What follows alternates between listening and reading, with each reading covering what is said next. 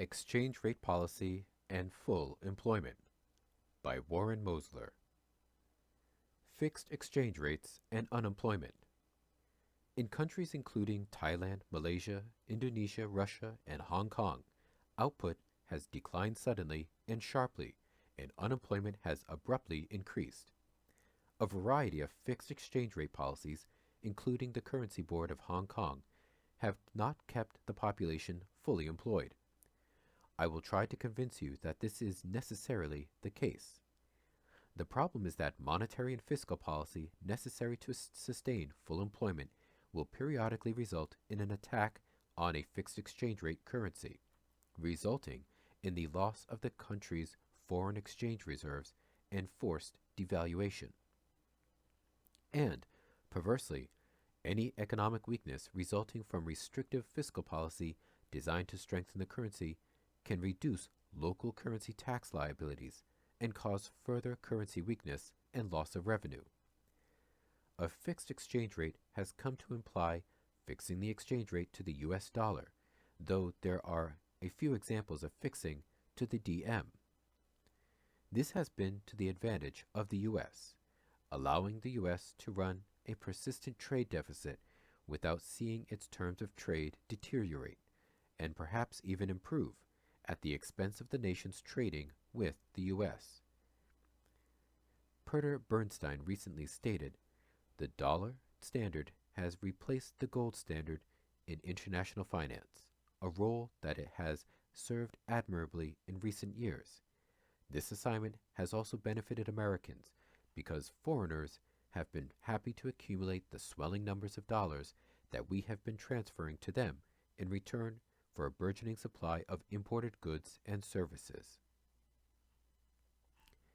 The U.S., of course, is, for all practical purposes, blind to this advantage, and therefore has not fully taken advantage of it. Even Peter Bernstein doesn't quite seem to have a handle on it when he goes on to state, "The dollar is the most over-owned asset in the world," and cautions that it is an accident waiting to happen, because if a dollar crisis occurs, where would the money go?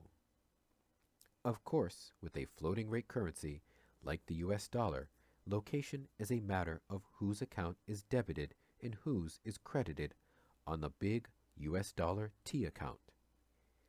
I give him the benefit of the doubt and assume what he does imply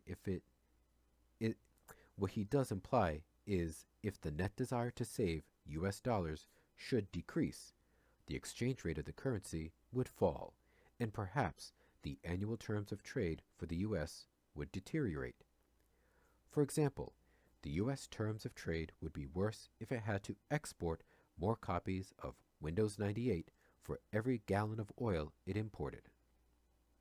Meanwhile, the desire to net save U.S. dollars has not diminished internationally, as central banks continue to use the U.S. dollar as their reserve currency, and a variety of nations strive to service and repay their U.S. dollar debt. Furthermore, by allowing its national budget to go into surplus, the U.S. has created a universal short squeeze on the U.S. dollar. This dooms any economy to deflation, and contraction of its currency is pegged to the U.S. dollar, unless it immediately devalues. And, at the same time, the surpluses dooms the U.S. itself to the very sharp and severe downturn that I believe is now in progress. Let me address some accounting fundamentals of fixed and floating foreign exchange regimes using the pre-August 17, 1998 Russian ruble as an example. The marginal holder of any ruble bank deposit at any Russian bank had a choice of 3 options before the close of business each day. I will assume all rubles are in the banking system. Actual cash is unnecessary for the point I am making in this example. The 3 choices are: 1. Hold rubles in a clearing account at the central bank. 2. Exchange ruble clearing balances for something else at the central bank. A. buy a Russian GKO treasury security, which is an interest-bearing account at the central bank, or B. Exchange rubles for dollars at the official rate at the central bank. For all practical purposes, 2A and 2B competed with each other. Russia had to offer high enough rates on its GKOs to compete with option 2B. In that sense, interest rates were endogenous. Any attempt by the Russian central bank to lower rates, such as open market operations, would result in an outflow of US dollar reserves. The conditions for a stable ruble could not coexist. The net desire to save rubles was probably negative. The failure to enforce tax liabilities resulted in deficit spending even as the government tried to reduce spending, and the higher interest rate on GKOs increased government spending even more. At the time, GKOs rates were around 150% annually, and the interest payments themselves constituted at least the entire ruble budget deficit.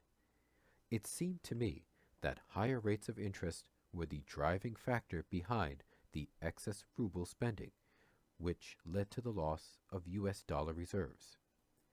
With the dollar in high demand due to a variety of factors, such as domestic tax advantage, US dollar savings plans, insurance reserves, pension funds, and the like, and exacerbating the situation, what could be called overly tight US fiscal policy, there was, for all practical purposes, no GKO interest rate that could stem the outflow of US dollar reserves. The main source of dollar reserves was, of course, dollar loans from both the international private sector and international agencies such as the IMF.